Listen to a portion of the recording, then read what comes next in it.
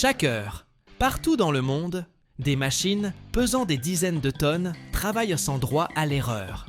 Mais que diriez-vous si je vous apprenais que leur fiabilité ne repose pas sur une épaisse couche d'acier, mais sur une pellicule invisible, plus fine qu'un ongle, sans flamme, sans four, sans contact. Dans un immense atelier, une roue dentée froide, haute comme un immeuble, rougit en quelques secondes à peine, comme si un volcan s'éveillait en son cœur.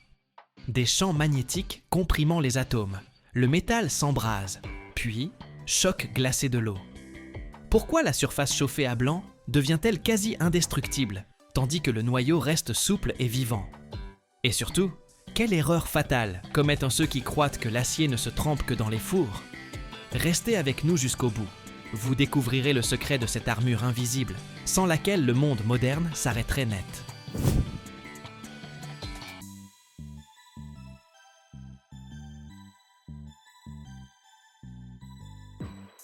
Le processus de trempe par induction des grandes roues dentées, dont le diamètre varie souvent de 2 à 4 mètres, constitue un exemple idéal d'une telle stratégie. Une fois terminées les étapes de forgeage et d'usinage préliminaire, les dents des grands réducteurs sont soumises à un durcissement localisé. La difficulté principale consiste à ne chauffer qu'une mince zone externe du métal, sans transmettre un excès de chaleur à l'intérieur de la pièce. Cela s'obtient grâce à l'utilisation de courants à haute fréquence. Un inducteur spécial, dont la forme épouse précisément le profil de la dent, crée autour du métal un puissant champ magnétique alternatif. Ce champ génère à l'intérieur de l'acier des courants de Foucault qui, par la résistance électrique du matériau, portent instantanément la surface à la température critique, généralement de 900 degrés Celsius.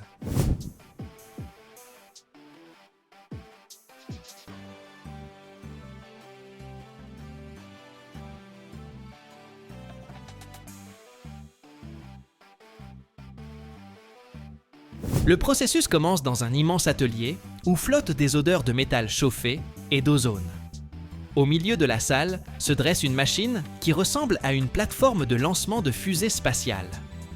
Une grue colossale y installe une pièce. Imaginez une roue dentée de 4 mètres et demi de diamètre, comme 2 basketteurs de grande taille l'un sur l'autre. Une telle pièce peut peser 68 tonnes, soit l'équivalent de 3 éléphants adultes. Elle est froide, grise, et paraît aussi immuable qu'un rocher. L'outil principal dans ce processus, l'inducteur. Ce n'est ni une flamme, ni un four. Il ressemble à un tube de cuivre incurvé qui épouse parfaitement la courbure d'une dent de l'engrenage. Lorsque le travail commence, l'inducteur descend lentement vers le métal, sans jamais le toucher.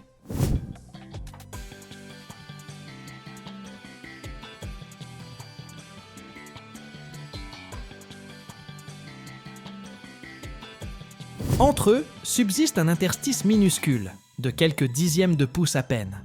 C'est alors que l'électricité entre en jeu. Il ne s'agit pas du simple courant qui alimente une ampoule, mais d'ondes d'une puissance inouïe qui parcourent le tube de cuivre dans les deux sens des milliers de fois par seconde. C'est là que commence le spectacle le plus fascinant, visible à l'œil nu. Bien que l'inducteur ne touche pas la dent, le fer qu'elle contient commence à ressentir les mains invisibles du champ magnétique. Ces mains se mettent à secouer très rapidement les minuscules particules à l'intérieur du métal, les atomes. Sous l'effet de ce mouvement frénétique, le fer chauffe en quelques secondes à peine. La dent grise vire d'abord au rouge cerise foncé, puis au rouge vif, et enfin à l'orange aveuglant, chauffant jusqu'à près de 700 degrés Celsius. C'est plus chaud que la lave en fusion qui s'écoule d'un volcan.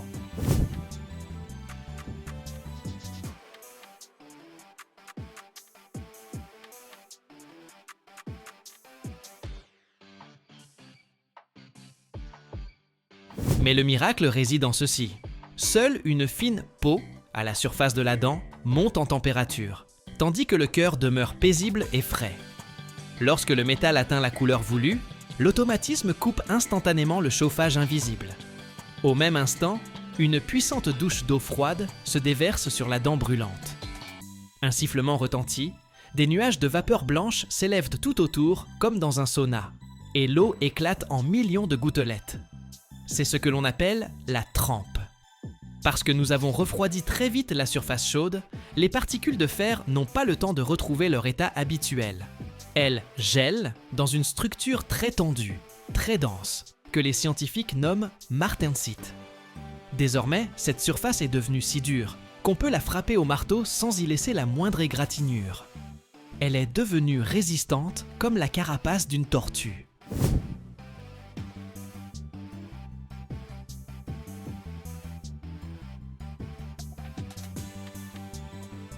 Lorsque la vapeur se dissipe, nous constatons que la dent a retrouvé sa teinte grise, mais elle arbore désormais une texture mate et noble.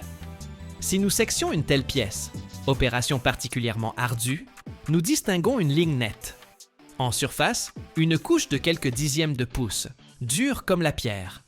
En dessous, de l'acier ordinaire, ductile, capable de fléchir et de résister au choc. Un mariage idéal.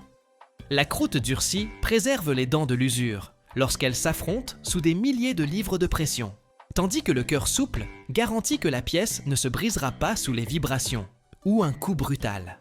La trempe traditionnelle en four d'une grande pièce peut durer de 10 à 20 heures, le temps de chauffer toute la masse métallique.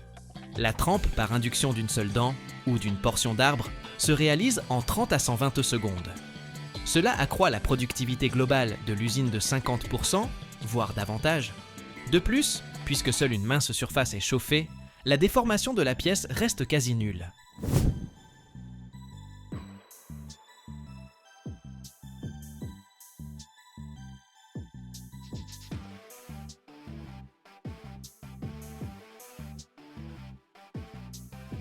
Les déformations après trempe par induction sont généralement 2 à 3 fois plus faibles qu'après chauffage au four, ce qui permet de consacrer beaucoup moins de temps au meulage final de la pièce. Cette technologie s'impose partout où œuvrent les géants. Grâce à elle, les rails sur lesquels roulent chaque jour de lourds trains ne se réduisent pas en poussière sous les roues d'acier.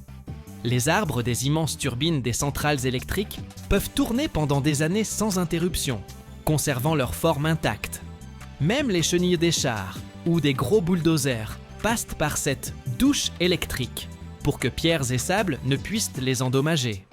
Cela permet aux machines colossales de fonctionner pendant des décennies, construisant des routes, extrayant du charbon ou créant de l'énergie propre à partir du vent. Sans cette armure invisible, tout notre monde moderne de la technique s'effondrerait simplement sous son propre poids.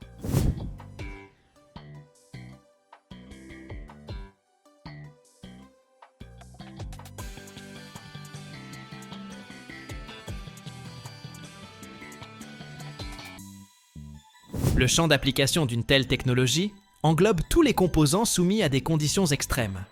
Cela concerne les essieux de locomotives, où une résistance à des pressions colossales s'impose, les arbres de turbines de centrales électriques et les chenilles d'engins de chantier lourds.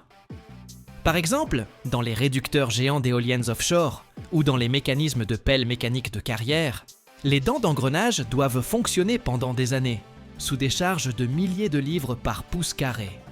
Sans cette carapace résistante à l'usure, le métal s'userait en quelques mois à peine.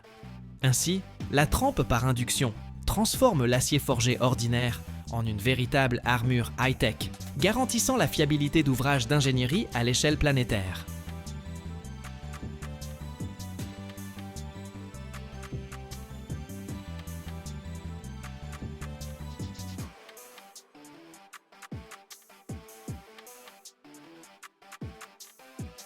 Chaque année, l'humanité extrait plus de 300 000 tonnes d'étain, un métal qui a transformé l'histoire aussi profondément que l'électricité ou Internet. Imaginez, quelques grammes de ce métal à l'intérieur de votre téléphone maintiennent ensemble des milliers de contacts microscopiques. Et maintenant, imaginez que sans l'étain, l'âge du bronze n'aurait jamais existé. Mais il y a un secret que l'industrie dissimule soigneusement. Ne manquez pas la suite, vous découvrirez un fait sur l'étain qui bouleversera votre vision de l'électronique moderne.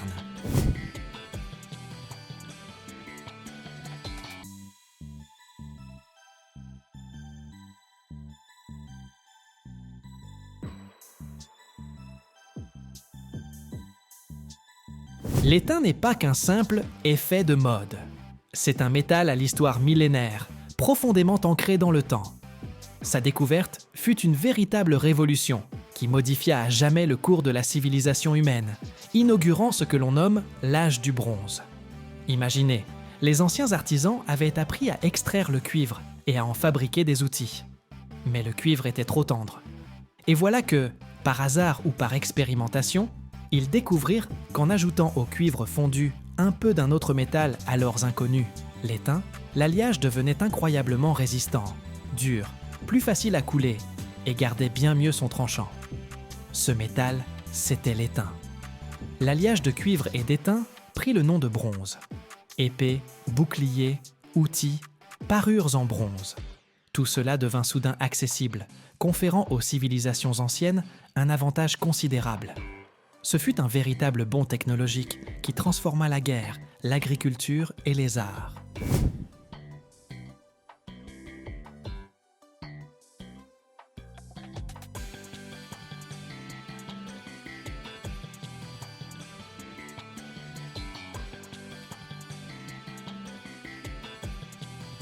L'étain devint si précieux qu'on se battit pour ses gisements, et les routes commerciales menant aux mines d'étain, comme celle de Cornouailles en Grande-Bretagne, revêtaient une importance capitale. Au fil des siècles, l'étain conserva sa valeur. On l'utilisa comme revêtement protecteur contre la corrosion. Le fer blanc, cette fine feuille d'acier étamé dont on fit les boîtes de conserve, en est l'exemple parfait. Il servit aussi à fabriquer des soudures tendres pour assembler les métaux, à produire des miroirs et même à créer des tuyaux d'orgue et des pièces de monnaie. Mais sa véritable renaissance survint au XXe siècle, avec l'avènement de l'électronique. Plus de 50% de la consommation mondiale d'étain revient désormais à ce secteur.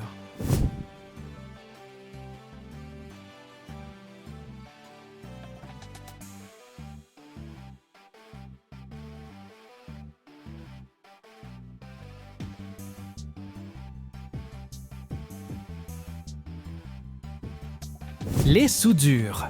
Voilà son rôle principal. Votre ordinateur, votre smartphone, votre télévision. À l'intérieur, des milliers de composants électriques sont reliés entre eux. Ces connexions sont réalisées grâce à la soudure, le plus souvent un alliage d'étain et d'autres métaux. Par exemple, du plomb autrefois, aujourd'hui principalement du cuivre, de l'argent ou du nickel. L'étain convient parfaitement aux soudures, car il possède un point de fusion relativement bas, ce qui permet de le fondre facilement et de former des connexions sans endommager les composants électroniques sensibles. De plus, l'étain mouille les métaux, c'est-à-dire qu'il s'étale aisément sur la surface en créant une liaison électrique et mécanique solide. Il offre également une bonne conductivité électrique et résiste à la corrosion.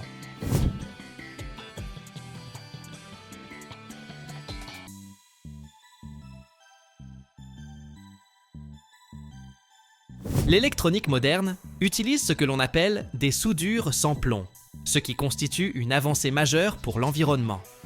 L'étain est le composant principal de ces alliages.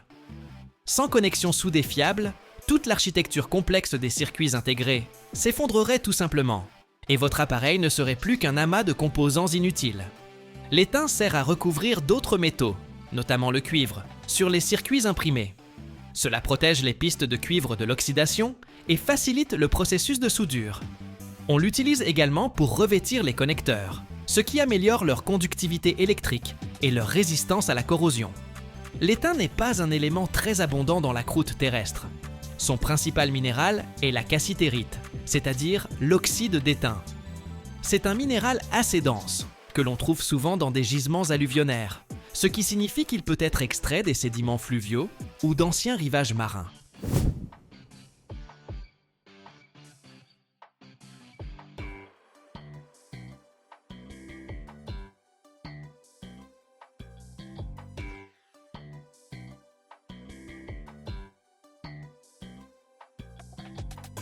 Plus de 70% de la production mondiale d'étain est concentrée dans 4 pays d'Asie du Sud-Est et d'Amérique du Sud: la Chine, l'Indonésie, le Myanmar et le Pérou.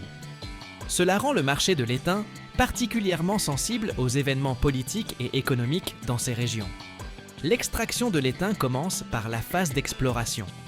Les géologues, armés de technologies modernes, mènent des études, des forages et des analyses d'échantillons de sol et de roches afin de localiser les gisements où la concentration de cassitérite est suffisamment élevée pour permettre une exploitation économiquement rentable.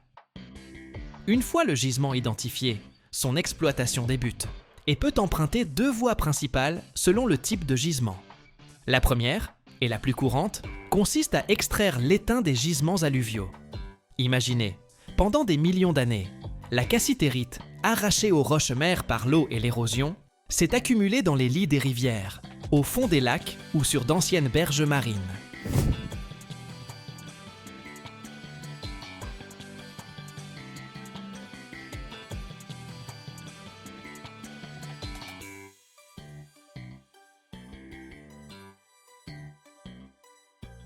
Il se déposait comme du sable sous forme de placers. L'extraction de ces gisements est souvent moins complexe que celle des mines souterraines. On y utilise d'immenses dragues, de véritables usines flottantes qui aspirent des tonnes de terre et de gravier au fond des cours d'eau. Ou encore des monitors hydrauliques, de puissants jets d'eau sous haute pression qui lessivent les sols des berges ou des flancs de collines contenant de la cassitérite. La masse de roches ainsi délayée passe ensuite par un enrichissement primaire, où des méthodes gravitationnelles, exploitant la différence de densité, séparent la cassitérite de la gangue plus légère. C'est l'équivalent industriel de l'orpaillage, mais à une échelle gigantesque. La seconde méthode consiste à extraire le minerai de gisement primaire, où la cassitérite se trouve directement dans la roche dure. On y exploite alors des mines souterraines traditionnelles, comme pour l'extraction d'autres métaux.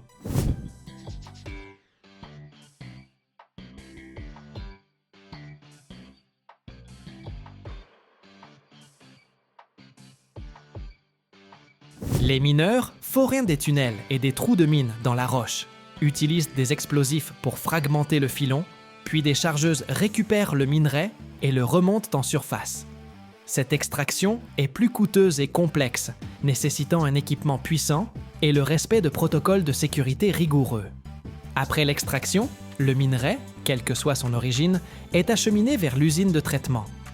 Il y est d'abord concassé, puis broyé en une poudre très fine dans des broyeurs, afin de libérer les cristaux de cassitérite de la roche environnante. Différentes méthodes d'enrichissement sont ensuite appliquées. La première méthode est la séparation par gravité. La cassitérite étant un minéral relativement dense, on la sépare des minéraux plus légers à l'aide d'eau. Cette opération peut s'effectuer sur des cribles vibrants, des tables à secousses ou des séparateurs en spirale.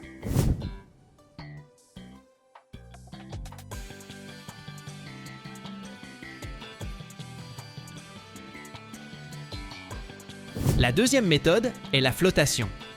Pour enrichir davantage le minerai ou séparer la cassitérite d'autres minéraux, on utilise parfois la flottation. La cassitérite adhère sélectivement aux bulles d'air et remonte à la surface sous forme de mousse.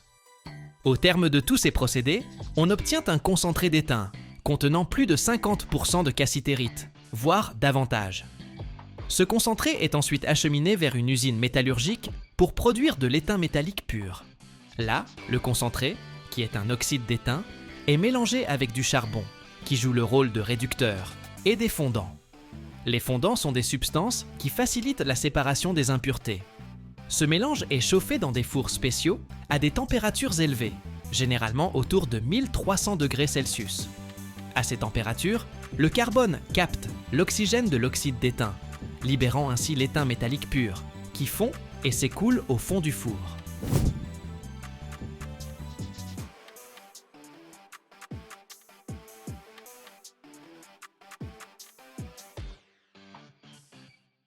Le plomb brut fondu obtenu contient encore des impuretés d'autres métaux. Il passe donc par une étape cruciale supplémentaire, le raffinage. Il peut s'agir d'une purification thermique, où le plomb est chauffé à des températures précises pour que les autres métaux se séparent ou remontent à la surface. Ou plus fréquemment, d'un raffinage électrolytique qui permet d'atteindre une très haute pureté de l'étain. Une haute pureté, c'est-à-dire quasiment 100% dans ce cas, vous imaginez ? Cela s'avère absolument essentiel, en particulier pour l'industrie électronique, où les moindres impuretés peuvent affecter la conductivité électrique et la fiabilité des composants.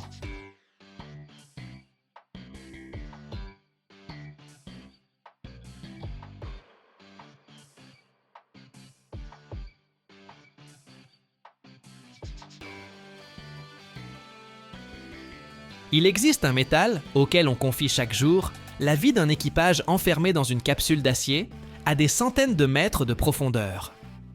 Imagine un tube qui n'a pas le droit de présenter la moindre micro-fissure, alors qu'il supporte la pression d'une colonne d'eau haute, comme plusieurs dizaines d'étages. Ce n'est pas un alliage de science-fiction tout droit sorti d'un film, mais un acier bien réel, capable de résister à plus de 100 000 psi de charge tout en restant suffisamment vivant pour ne pas se désintégrer, respirant au rythme de la coque du submersible. Aujourd'hui, tu vas découvrir de quoi est vraiment faite la coque épaisse d'un sous-marin, pourquoi le Titane s'est révélé un héros des profondeurs bien trop coûteux, et comment les ingénieurs parviennent à faire tenir le métal là où n'importe quel acier ordinaire se serait froissé depuis longtemps comme une boîte de conserve.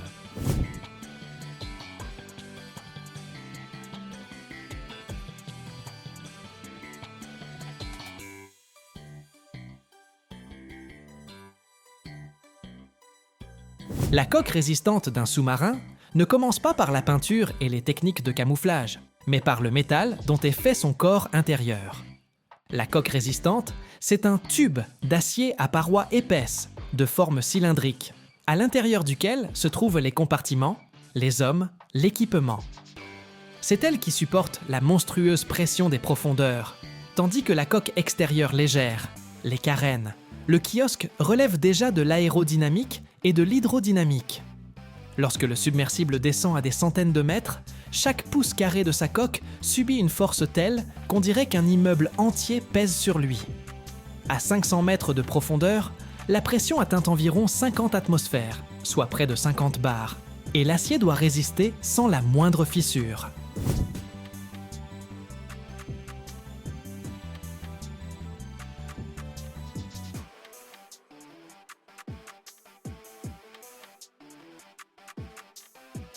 Pour rendre cela possible, on utilise des aciers alliés spéciaux de très haute qualité.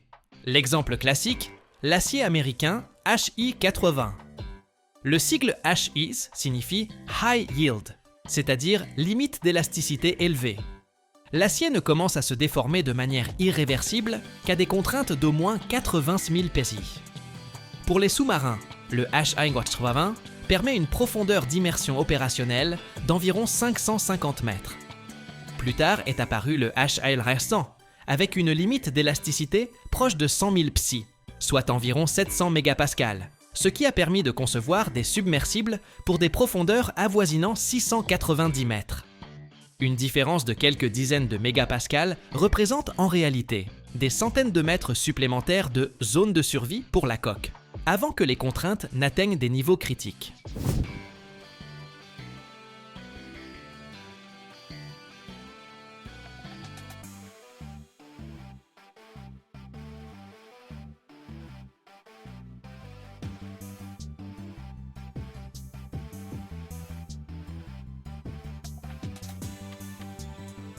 La composition chimique de ces aciers est loin du simple fer au carbone.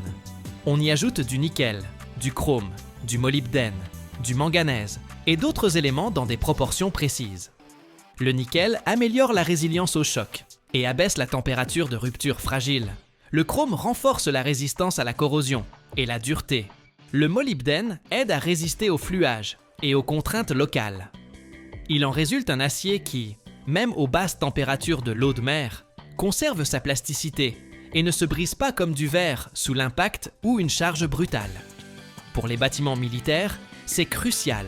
La coque doit encaisser les coups de mer, les chocs hydrodynamiques et ses propres manœuvres, sans parler des charges explosives éventuelles.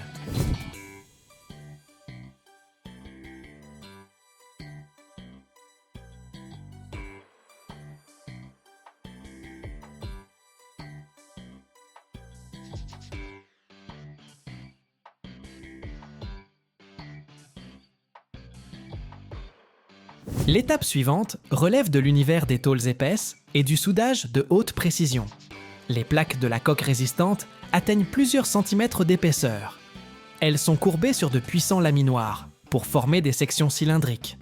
Cette courbure doit être d'une précision telle que l'assemblage des tôles produise un anneau parfaitement régulier, exempt de contraintes internes et d'ovalisation. Plusieurs de ces sections sont ensuite réunies en virolles, compartiments distincts qui seront à leur tour soudés entre eux sur toute la circonférence. Chaque soudure longitudinale ou circulaire constitue potentiellement le point le plus vulnérable. Aussi, les exigences de soudage sont elles aussi strictes que celles imposées à l'acier lui-même.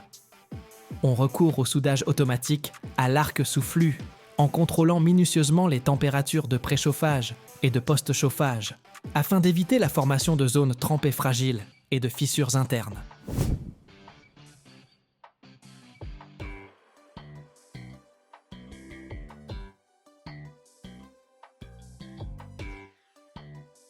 Après le soudage, les cordons sont contrôlés par des méthodes non destructives.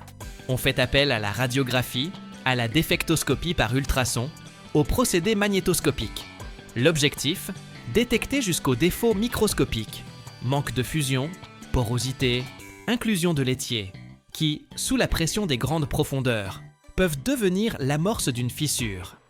Si un défaut est repéré, le cordon est découpé, puis ressoudé. Ces opérations sont répétées, jusqu'à ce que la structure réussisse l'ensemble des essais, y compris hydrauliques. La coque peut être placée dans un bassin spécial, ou une chambre pour vérifier son comportement, sous une pression équivalente à plusieurs centaines de mètres de colonne d'eau.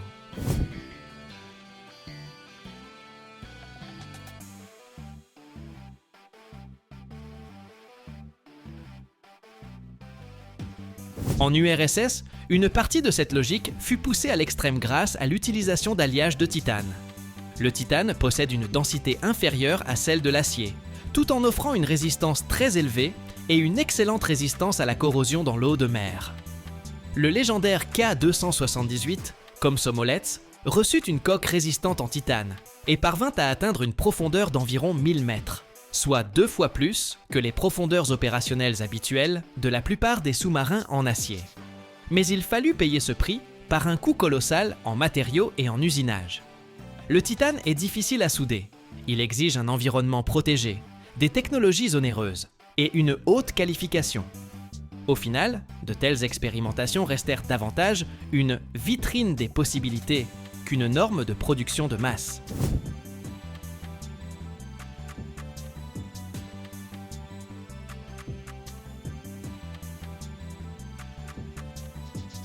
Aujourd'hui, l'axe principal du développement des coques de sous-marins n'est pas une transition complète vers le titane, mais le perfectionnement des aciers alliés. Les nouvelles nuances sont élaborées de manière à obtenir une limite d'élasticité et une résistance encore plus élevée, tout en conservant une plasticité suffisante. Un métal trop rigide est dangereux. Il risque de ne pas se déformer, mais de se fissurer brusquement en cas de dépassement de sa limite. La tâche des métallurgistes consiste à trouver un équilibre où la coque travaille, d'abord légèrement sous pression, en répartissant les contraintes, pour n'atteindre que bien plus tard, très loin, des régimes de fonctionnement normaux, des valeurs critiques. Pour cela, on ajuste la teneur en nickel, chrome, molybdène. On ajoute des éléments micro-alliants.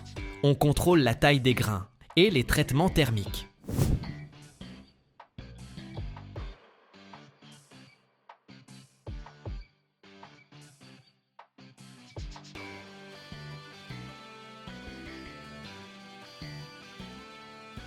Un point crucial. Dans un sous-marin, ce n'est pas seulement le cylindre massif qui travaille. À l'intérieur de la coque résistante se trouve un ensemble de couples, de lisses, de cloisons qui répartissent les charges et empêchent l'enveloppe de se froisser comme une boîte de conserve. Tous ces éléments sont eux aussi fabriqués en aciers spéciaux et leurs jonctions avec la paroi de la coque sont calculées de manière à éviter toute concentration de contraintes. Chaque hublot, chaque écoutille, chaque ouverture pour l'appareillage constitue un renforcement complexe qui doit garantir que la pression de l'eau ne trouvera pas de point faible. Les ingénieurs procèdent à de nombreux calculs par la méthode des éléments finis, vérifiant comment la coque se comporte à différentes profondeurs, sous les chocs des vagues, lors des manœuvres.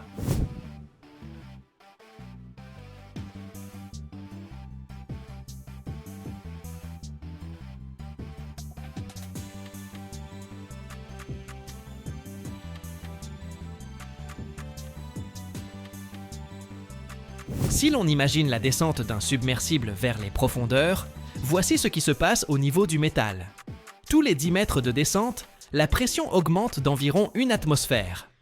À 100 mètres, elle est déjà 10 fois supérieure à celle de la surface. À 500 mètres, 50 fois.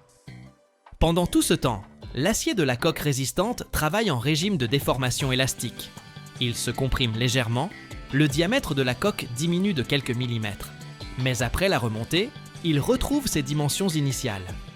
L'objectif des ingénieurs est de garantir que, même à la profondeur maximale autorisée, la marge avant d'atteindre la limite d'élasticité reste conséquente.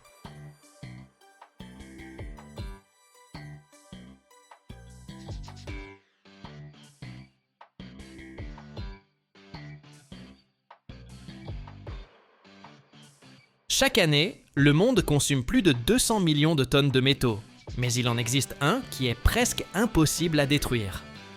Pourquoi un petit cube pesant à peine plus qu'une boîte d'allumettes tire-t-il la main vers le bas, comme s'il s'agissait d'un fragment de trou noir?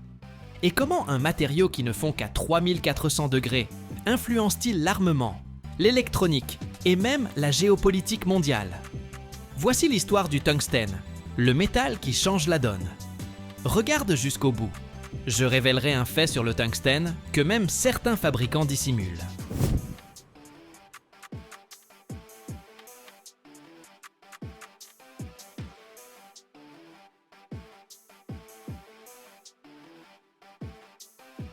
Le tungstène est l'un des métaux les plus lourds que nous ayons.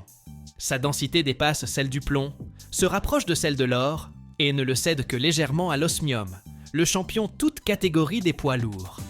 Dans la main, un morceau de tungstène donne une impression d'injustice.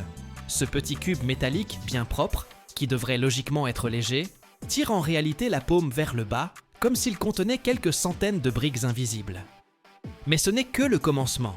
Le véritable super-pouvoir du tungstène n'est même pas son poids, c'est son tempérament face aux températures extrêmes.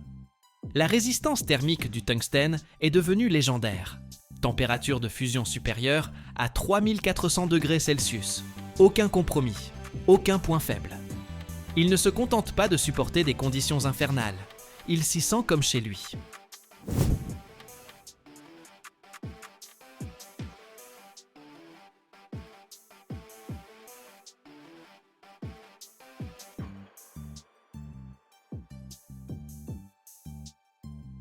Presque tous les autres métaux ramolliront au mieux, ou disparaîtront tout simplement sous l'effet de la chaleur, tandis que le tungstène reste là, observant la scène avec une indifférence glaciale.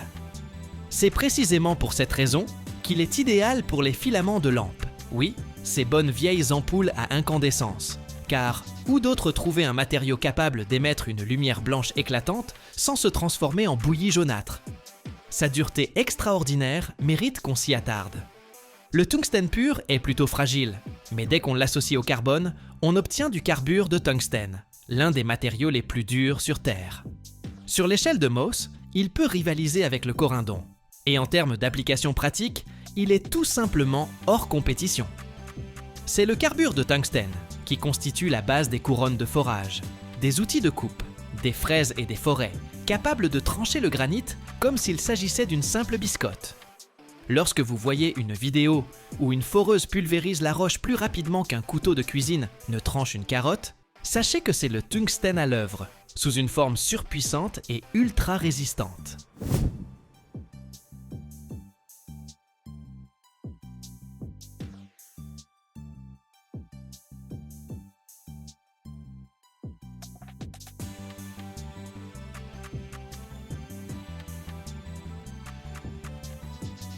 Dans le domaine de la défense, les alliages de tungstène servent à fabriquer des projectiles sous-calibrés et des éléments perforants. Deux caractéristiques sont ici essentielles, une densité élevée et la capacité de conserver sa dureté sous des contraintes colossales. Lors d'un impact à plusieurs kilomètres par seconde, un métal ordinaire serait tout simplement écrasé, mais le tungstène reste acéré et redoutable. En ce sens, il est véritablement dur comme une balle, seulement 2 à 3 fois plus efficace. Mais l'usage militaire ne représente qu'une partie du tableau. Le tungstène se retrouve dans l'électronique, là où l'on a besoin de contacts capables de résister à des températures et à des charges extrêmes, dans les installations sous vide, dans l'industrie, partout où l'on exige des matériaux qui ne fondent ni ne s'oxydent à la chaleur. les filaments des tubes cathodiques, les éléments chauffants des fours, les électrodes, partout où règne une chaleur intense, il y a de fortes chances de rencontrer du tungstène, ou du moins ses composés.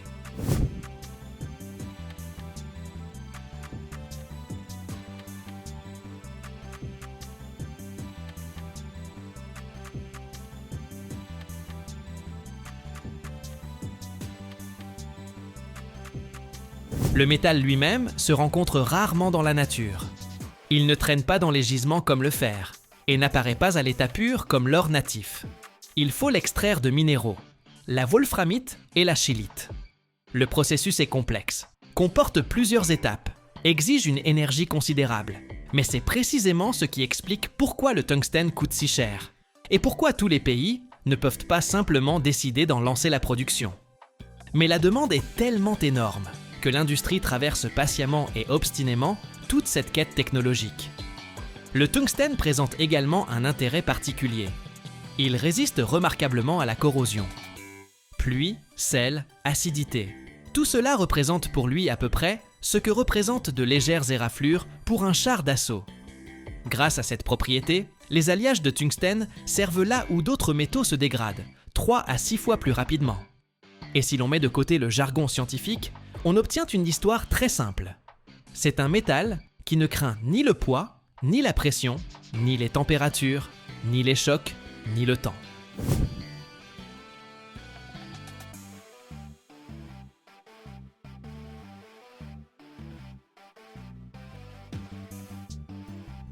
Si le fer est le fondement de la civilisation, l'aluminium, le symbole de la légèreté, et le titane, l'incarnation de la force alliée à la faiblesse du poids, alors le tungstène représente la limite extrême des possibilités métalliques. Densité, dureté, résistance à la chaleur et endurance, tout converge en un seul point, et tout est poussé au maximum. Ce qui est intéressant, c'est que les réserves de tungstène dans la croûte terrestre sont réparties assez largement. Sur chaque continent, à l'exception de l'Antarctique, des gisements ou des réserves prometteuses ont été découverts. Mais les barrières géopolitiques, économiques, écologiques et technologiques font que seule une petite partie de ces réserves est réellement exploitée. Même après la découverte d'un gisement, le chemin vers une extraction à part entière peut prendre des dizaines d'années. Il faut d'abord confirmer les réserves, mener des études géologiques, évaluer la teneur du minerai, la structure du gisement. Tout cela coûte cher. Ensuite, il faut élaborer un projet, trouver des investisseurs, construire les infrastructures, mines ou carrières, routes, installations de traitement.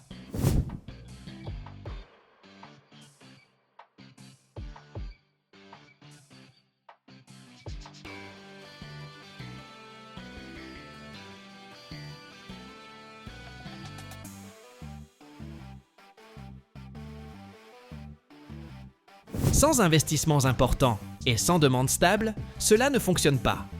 Tous les gisements ne présentent pas une concentration suffisante en tungstène, ou contiennent ce qu'on appelle un minerai subéconomique, c'est-à-dire un minerai dont la teneur en métal ou la complexité d'extraction rendent l'exploitation commerciale peu rentable.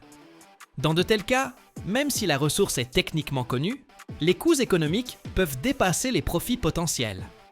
L'extraction de minerais de tungstène est souvent liée à l'exploitation minière de gisements complexes, skarnes, filons, gisements hydrothermaux et autres. Parfois, les minerais sont mélangés à d'autres éléments, ou se trouvent dans des conditions géologiques difficiles, des régions éloignées, ou nécessitent des technologies coûteuses de concentration et de traitement. De plus, les exigences environnementales, gestion des déchets, contrôle des émissions, circuits d'eau, ajoutent encore au coût. Si un pays ou un investisseur n'est pas prêt à supporter de telles dépenses, le développement est freiné ou ne démarre jamais.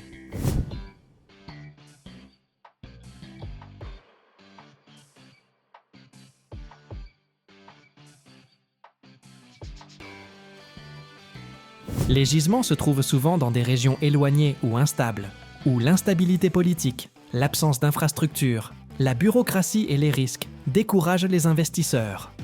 De plus, une partie des plus grandes zones d'extraction et de transformation est concentrée dans quelques pays, ce qui leur confère un avantage stratégique sur le reste du monde. En conséquence, même si d'autres pays possèdent des ressources, celles-ci peuvent être inaccessibles ou économiquement non rentables. Il arrive également fréquemment que d'anciennes mines ferment leurs portes, en raison de l'épuisement du minerai, des fluctuations des prix sur le marché, de l'augmentation des coûts d'extraction ou encore des restrictions environnementales. La réactivation de telles mines nécessite souvent du temps, des investissements et de nouvelles technologies. Cela signifie que la situation du tungstène ne relève pas de réserves inépuisables, mais bien de gisements exploités de manière sélective, de décisions budgétaires, de viabilité commerciale et de géopolitique. C'est pourquoi le contrôle des mines en activité, leur modernisation, les technologies de transformation et la logistique revêtent souvent plus d'importance que la simple réserve brute de minerais.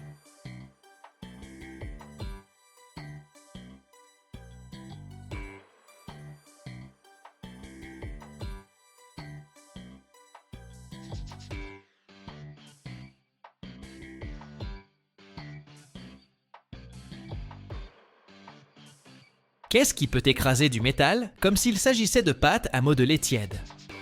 Une machine dont la force dépasse le poids de villes entières. Sa pression équivaut à une armée d'éléphants d'acier, empilés les uns sur les autres. Mais la vraie question est ailleurs. Pourquoi l'humanité a-t-elle créé un tel monstre capable de défier les lois de la physique? Le secret de cette presse est enfoui plus profondément encore que ses fondations, qui s'enfoncent dans le sol sur des dizaines de mètres. Et si vous regardez jusqu'au bout, vous découvrirez un fait qui bouleversera votre vision de l'industrie aéronautique et spatiale.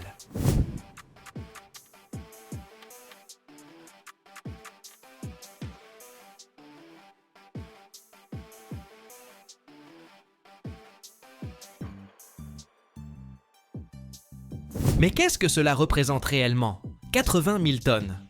Pour vous donner une idée, c'est l'équivalent du poids de 80 000 voitures de tourisme compressées en un seul point, ou de la pression qu'exercerait une armée entière d'éléphants gigantesques se tenant les uns sur les autres. Ce colosse d'acier, mis en service en 2013, est la presse de forgeage la plus puissante au monde, surpassant toutes les réalisations antérieures. C'est un véritable géant qui atteint la hauteur d'un immeuble de 10 étages. Sa base s'enfonce profondément dans le sol, tandis que sa partie supérieure s'élance vers le ciel, tel un gratte-ciel industriel. On dirait une machine tout droit sortie d'un film de science-fiction. Et pourtant, elle est absolument réelle et accomplit chaque jour son travail extraordinaire. Cette presse est conçue pour l'estampage de pièces exceptionnellement volumineuses et complexes, essentielles au secteur de l'aéronautique, de l'aérospatiale et de l'énergie. Il peut s'agir d'immenses panneaux pour des fuselages de fusées, d'éléments massifs d'ailes ou de fuselage d'avions, de composants de turbines pour centrales électriques ou encore d'équipements pour réacteurs.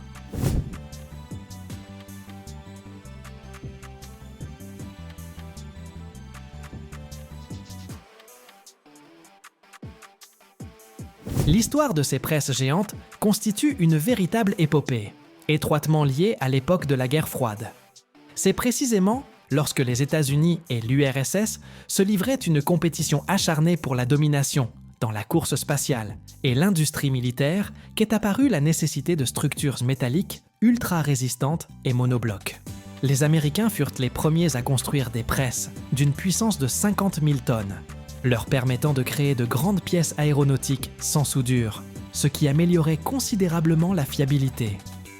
L'Union soviétique ne tarda pas à répliquer, en créant une presse encore plus puissante de 75 000 tonnes, devenue elle aussi une légende de la pensée ingénieuse.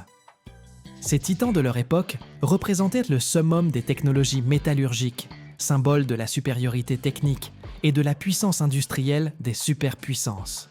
Il s'agissait de véritables monstres, capables de façonner le métal avec une force qui semblait presque impossible.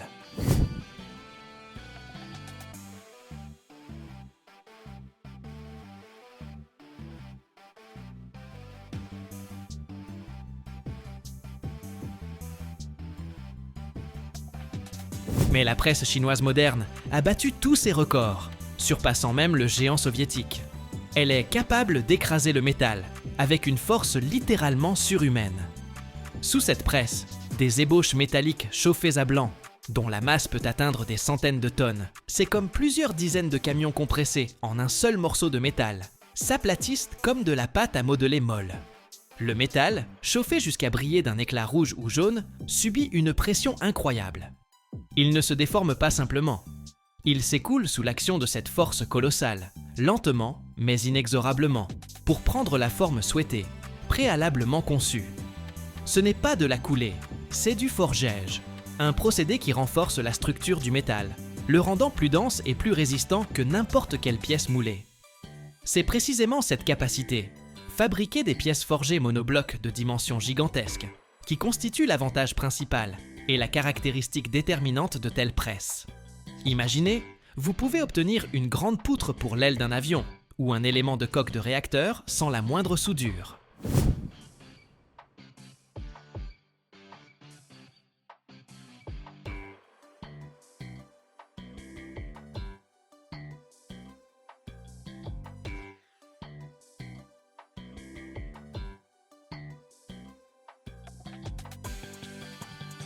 Les soudures, aussi qualitatives soient-elles, représentent toujours des points de faiblesse potentiels dans les structures métalliques. Elles peuvent constituer des zones de concentration de contraintes, de fissures ou de corrosion. Dans les composants d'importance critique, où le prix de l'erreur peut être catastrophique, par exemple dans un avion à 10 000 mètres d'altitude ou dans une fusée spatiale, l'absence de soudure n'est pas simplement souhaitable, elle est absolument indispensable. Les pièces forgées monoblocs, formées sous une telle pression, possèdent une résistance inégalée, une structure homogène et une fiabilité maximale. Elles constituent le fondement pour la construction d'avions supersoniques, de fusées ultra-puissantes, de vaisseaux spatiaux et de réacteurs nucléaires sûrs. Pour installer une presse d'une telle puissance, il a fallu construire non pas simplement des fondations, mais un véritable iceberg souterrain. La structure principale de la presse est enfouie profondément dans le sol, car les forces colossales qui s'exercent durant le forgeage génèrent des vibrations incroyables qu'il faut absorber. C'est comme bâtir les fondations d'un gratte-ciel, mais dans l'ordre inverse, en s'enfonçant dans les entrailles de la Terre sur des dizaines de mètres.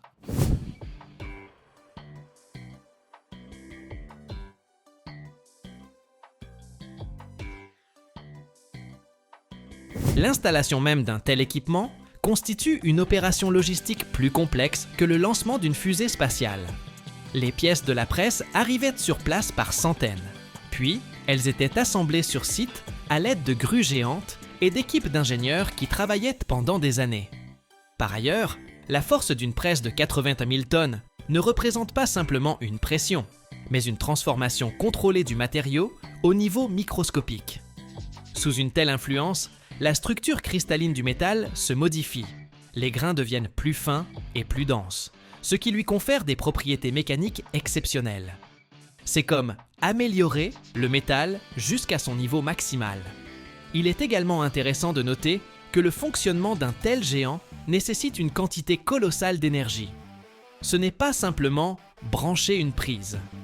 Pour assurer le fonctionnement des pompes hydrauliques et maintenir une pression stable, il faut une centrale électrique puissante.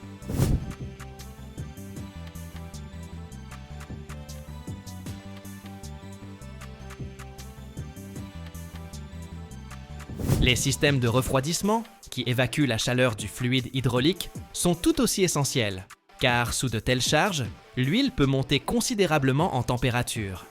Il s'agit d'un véritable écosystème d'ingénierie, où chaque élément joue un rôle crucial dans le fonctionnement de l'ensemble du système. Comme nous l'avons évoqué précédemment, plutôt que de souder de nombreuses petites plaques métalliques, la presse permet de créer une part importante de l'enveloppe à partir d'un seul bloc de métal. Cela rend la structure plus légère, plus résistante et davantage capable de supporter la fatigue des matériaux. Bien que la presse ne façonne pas les petites aubes de turbines, elle peut former de grands éléments de carter de turboréacteurs, capables de résister à des pressions et températures élevées.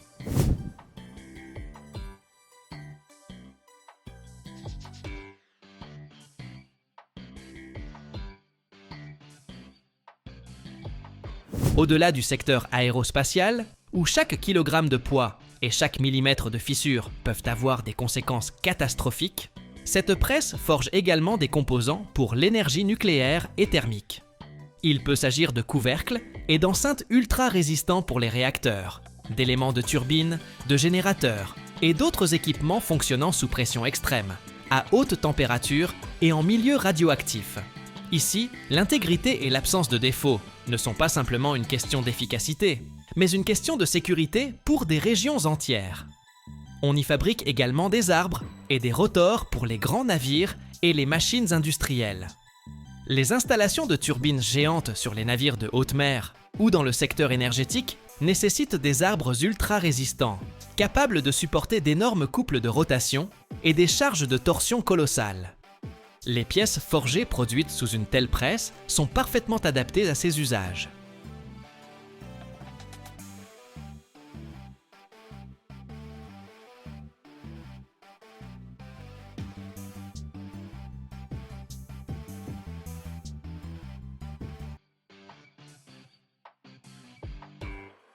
Chaque année, plus de 2 milliards de tonnes de béton armé sont coulées dans des bâtiments à travers le monde.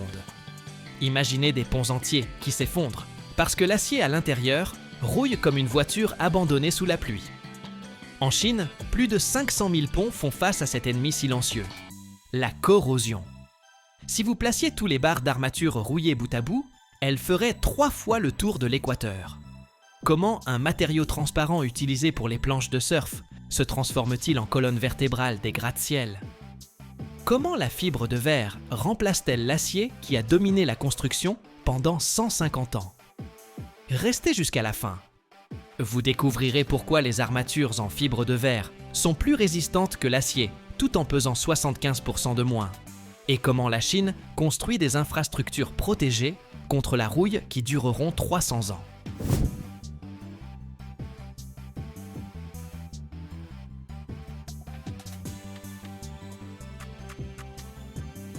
L'histoire commence dans le Jiangsu, dans une usine qui s'étend sur 40 hectares, l'équivalent de 56 terrains de football.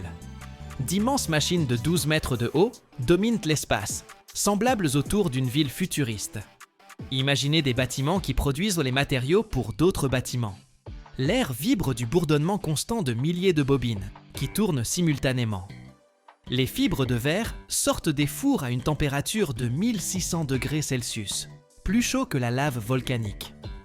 Avec un sifflement aigu qui fend l'air, des fils plus fins qu'un cheveu humain se déroulent à une vitesse de 3000 mètres par minute. En produisant suffisamment de fibres chaque heure pour faire 2 fois le tour de la Terre. Ce n'est que le début. Ces fils invisibles se transformeront en une structure qui soutient des villes entières.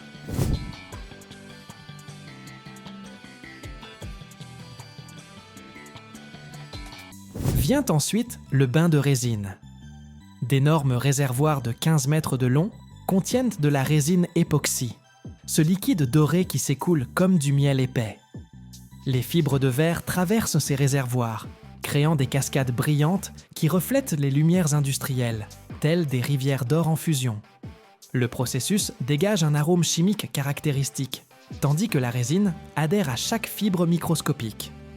À température ambiante de 23 degrés, la viscosité est parfaite, ni trop fluide, ni trop épaisse.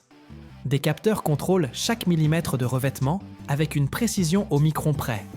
Chaque seconde, 50 kg de résine sont consommés, enrobant les fibres. Cette quantité de matériaux suffit pour créer 1500 mètres de tiges finies.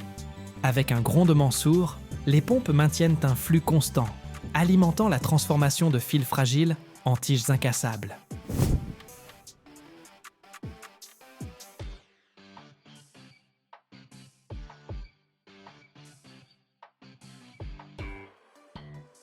Ensuite, les machines de tressage entrent en action.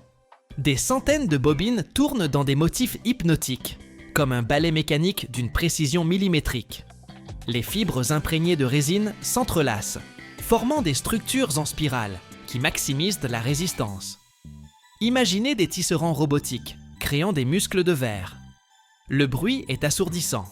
Un chœur de moteur synchronisé qui résonne dans la poitrine.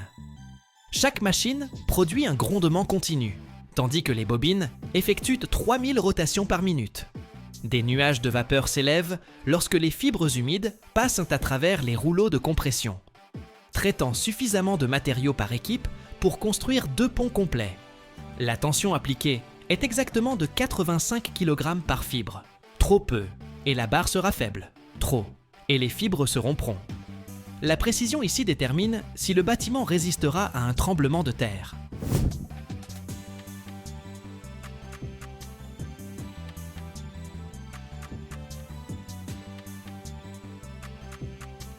Vient ensuite le four de durcissement, le cœur du processus. Les tiges pénètrent dans des tunnels de 25 mètres baignés de lumière infrarouge. À 180 degrés Celsius, les molécules de résine s'entrelacent chimiquement avec les fibres de verre. Ce processus, comparable à la cuisson du pain, mais au niveau moléculaire, forge cette résistance légendaire. Les tiges avancent lentement, restant exactement 12 minutes à l'intérieur du four. Des capteurs laser mesurent la température en 200 points différents chaque seconde. Si une section dévie de plus de 3 degrés, les alarmes retentissent immédiatement. Cette étape est critique car elle détermine si la tige durera 5 ans ou 500 ans. La polymérisation doit être parfaite. Chaque molécule de résine se lie à ses voisines dans un réseau tridimensionnel incassable. Imaginez ceci, des millions de chaînes moléculaires forment une armure invisible qui ne rouillera jamais.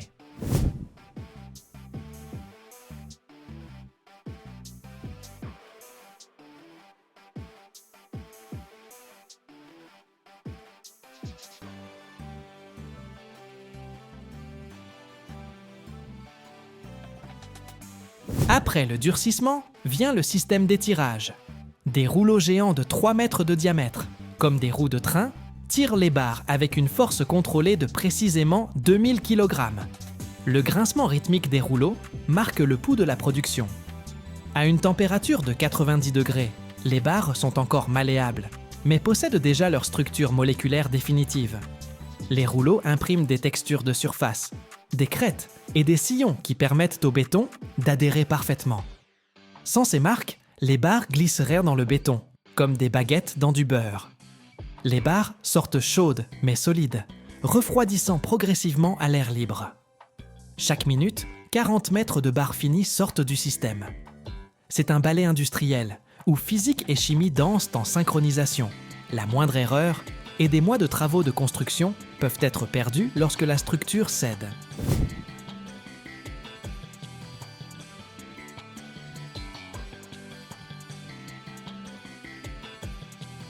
Vient ensuite la découpe de précision. Des scies diamantés industriels, tournant à 5000 tours par minute, coupent les barres continues en longueurs exactes. Le bruit est perçant, comme 1000 cristaux qui se brisent simultanément. Des étincelles oranges jaillissent en arcs lumineux lorsque le diamant mord le composite en fibres de verre. Cette étape est critique, car chaque barre doit mesurer exactement 6 mètres, pas 1 centimètre de plus, pas un de moins, pour s'intégrer parfaitement dans les coffrages de construction. Des capteurs laser vérifient chaque coupe avec une précision au dixième de millimètre. À une cadence de 20 coupes par minute, il n'y a aucune place pour l'erreur humaine. Imaginez cela, des robots qui coupent avec une précision chirurgicale à l'échelle industrielle. Les barres tombent sur des convoyeurs souples, s'organisant automatiquement en paquets de 50 unités. Chaque paquet représente l'armature pour 3 étages d'un bâtiment résidentiel.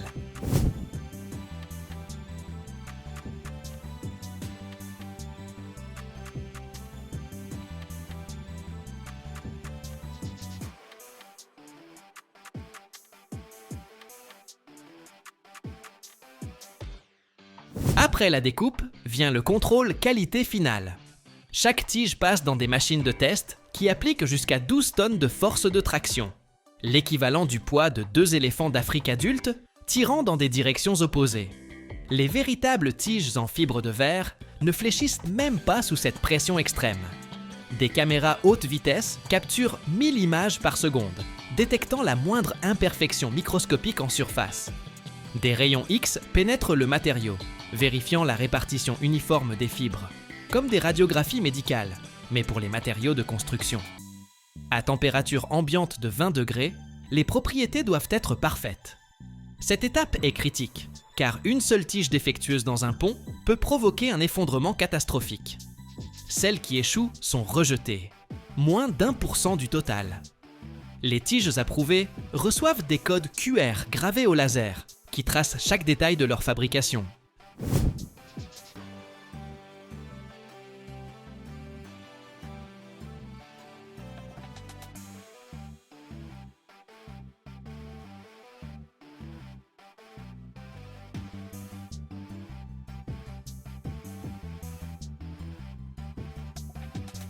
Cela n'a pas toujours été aussi avancé.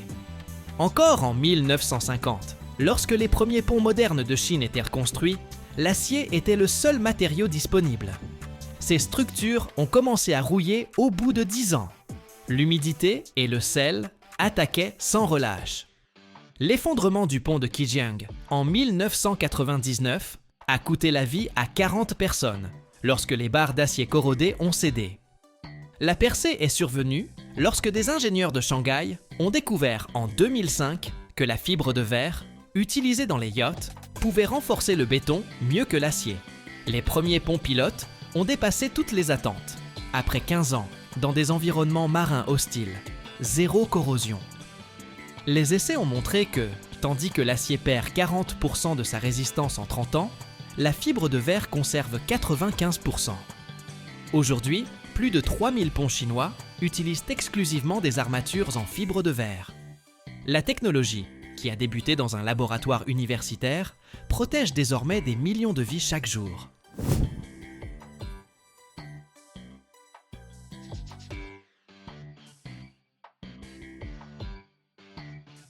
Les émissions de carbone sont réduites de 32% par rapport à la production d'acier traditionnel, l'équivalent de retirer 3 millions de voitures de la circulation chaque année. L'énergie nécessaire est inférieure de 60%, car il n'y a pas besoin de four géant à 2000 degrés comme l'exige l'acier. L'industrie économise plus de 22 milliards de dollars par an en frais de maintenance. Les ponts avec armature en acier nécessitent des réparations tous les 15 ans, mais ceux en fibre de verre restent intacts pendant 300 ans.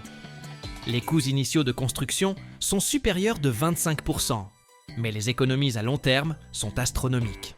Alors, voici le secret promis.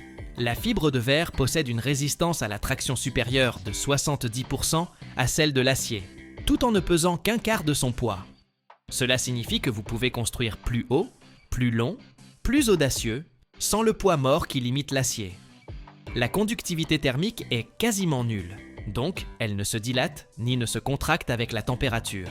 Adieu les fissures saisonnières qui détruisent les trottoirs. Des fibres microscopiques fondues à 1600 degrés jusqu'aux barres finies qui supportent des tonnes de pression, le cycle est bouclé. Rien ne disparaît, tout se transforme en infrastructure qui défie le temps lui-même.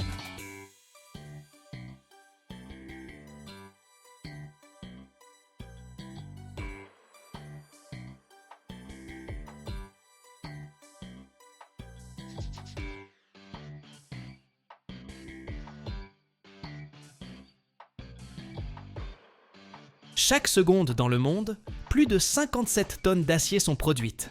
C'est le poids de 10 éléphants par seconde. Mais voici ce qui est étonnant. Le métal qui soutient ta maison, ta voiture et même ta vie, littéralement, est né au cœur d'étoiles explosives il y a des milliards d'années.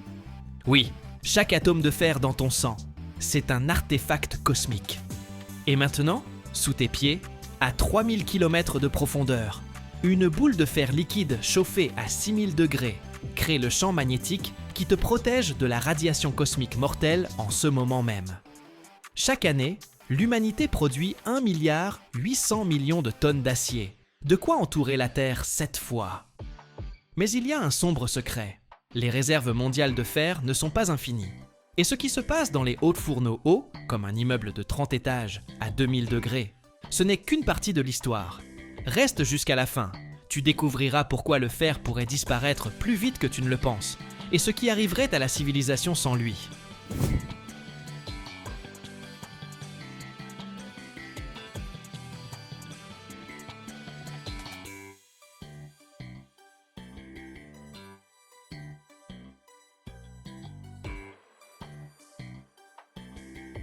Le fer, c'est un véritable hipster cosmique. Il est né dans les étoiles géantes, et c'est le dernier élément qu'une étoile peut créer avant d'exploser en supernova. En fait, chaque atome de fer dans ton sang. Oui, ton sang contient aussi du fer. C'est un morceau d'ancienne matière stellaire. Quand notre planète s'est formée, l'élément le plus lourd, le fer, a coulé vers le centre, formant le noyau externe et interne. Imagine-toi, sous tes pieds, à une profondeur de près de 3000 km, se trouve une boule de métal liquide chauffée à 6000 degrés Celsius, en mouvement constant. C'est le noyau. Son mouvement crée le champ magnétique terrestre qui nous protège de la radiation cosmique. Autrement dit, le fer rend littéralement notre vie possible.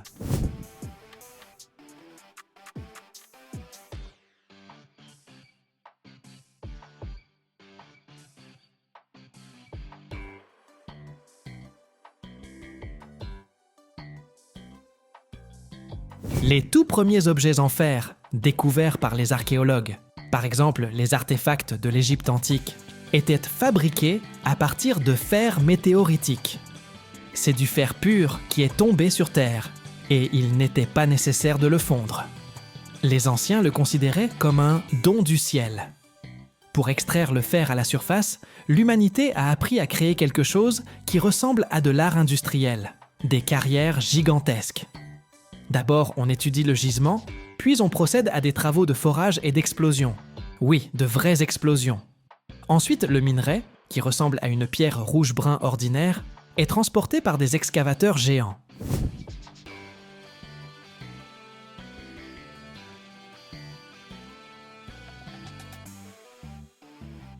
Le fer se trouve rarement à l'état pur. Il est caché dans les minéraux, et pour le libérer, il faut une approche très agressive. Une carrière peut être aussi profonde que la Tour Eiffel, et aussi large qu'une petite ville entière. C'est vraiment époustouflant. Le minerai, qui n'est que de la roche contenant du fer, doit être transformé en métal pur. Cela se passe dans les hauts fourneaux, des géants cylindriques hauts comme 30 étages, qui fonctionnent 24 heures sur 24 pendant des décennies. Comment ça marche? Le minerai, le charbon spécial pour la température et les additifs pour séparer les impuretés sont chargés par couches par le haut. Par le bas, on insuffle de l'air chauffé à 1300 degrés qui fait brûler le coke. À l'intérieur du fourneau, la température atteint 2000 degrés.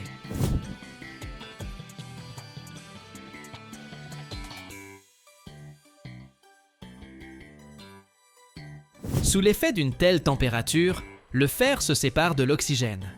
2 à 3 fois par jour arrive la coulée. C'est-à-dire que, de la partie inférieure du fourneau, s'écoule de la fonte liquide. Ce spectacle, c'est comme une rivière de lave en fusion qui brille d'une lumière orange vif. C'est du métal pur, chaud, ardent. À ce moment, l'air se remplit d'étincelles, de petites particules de métal qui se détachent du flux. C'est un spectacle qui fait se sentir n'importe quel ingénieur comme un dragon. Ce qui s'écoule du haut fourneau s'appelle la fonte. C'est un alliage de fer avec une forte teneur en carbone, plus de 2%. La fonte est très solide mais fragile. Pour qu'elle devienne flexible et résistante, il faut la transformer en acier.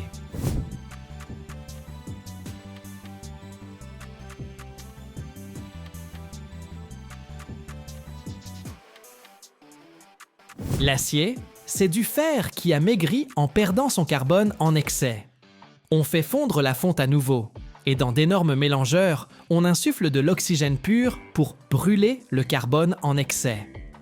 Après cela, l'acier obtenu arrive au laminoir. Si le haut fourneau est le cœur, alors le laminoir est la salle de sport du métal. Qu'est-ce que le laminage? C'est un procédé où les ébauches d'acier chauffé passent à travers une série de cylindres puissants sous une pression énorme. Le métal chauffé au rouge, épais comme une brique, passe à travers les cylindres et s'étire comme de la pâte, se transformant en feuilles minces, rails, poutres, armatures ou fils. À la sortie, nous obtenons des matériaux de construction avec lesquels on construit des gratte-ciel, des ponts et des stades. 90% de tous les métaux utilisés dans le monde moderne, c'est de l'acier.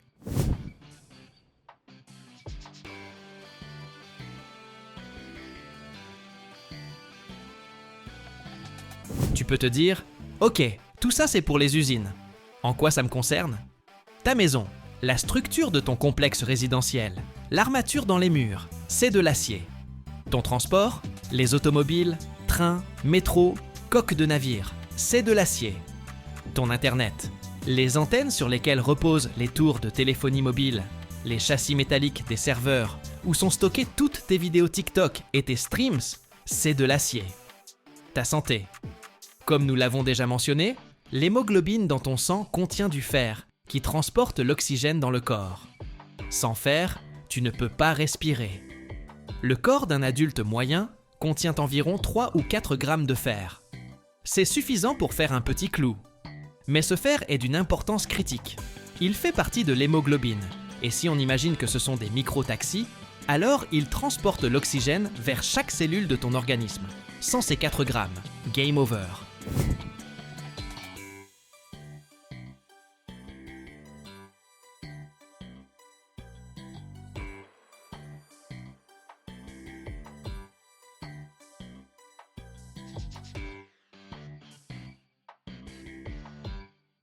Les porte-avions, les plus gros navires militaires au monde, peuvent avoir un déplacement de plus de 100 000 tonnes.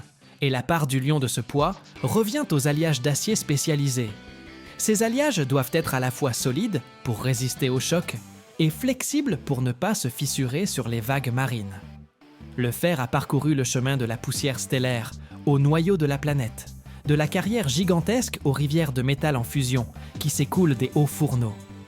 Il est le héros invisible de tous les progrès technologiques que tu considères comme acquis. L'acier est le matériau le plus recyclé de la planète.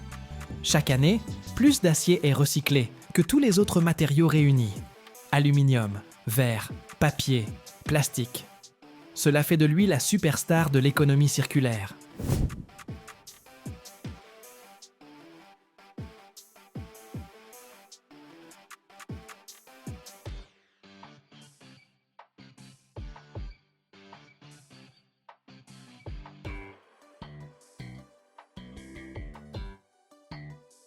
La production mondiale d'acier dépasse annuellement 1,8 milliard de tonnes. C'est une quantité si énorme que si on l'entassait dans des conteneurs de fret standard, on pourrait entourer la Terre à l'équateur plus de 7 fois. L'utilisation de l'acier est souvent un indicateur du développement économique d'un pays. Pendant la révolution industrielle, c'était une ressource clé. Et aujourd'hui, la Chine produit plus d'acier que tous les autres pays réunis. La métallurgie moderne travaille à la création d'alliages intelligents. Par exemple, les scientifiques ont développé un acier capable de guérir les petites fissures sous l'effet de la chaleur, comme Terminator, mais dans la vraie vie. Vous voulez en savoir plus? Écrivez-nous. Le fer, c'est un véritable joueur discret. Il n'attire jamais autant l'attention que l'or ou les diamants, mais c'est précisément lui qui est l'élément qui maintient notre monde ensemble.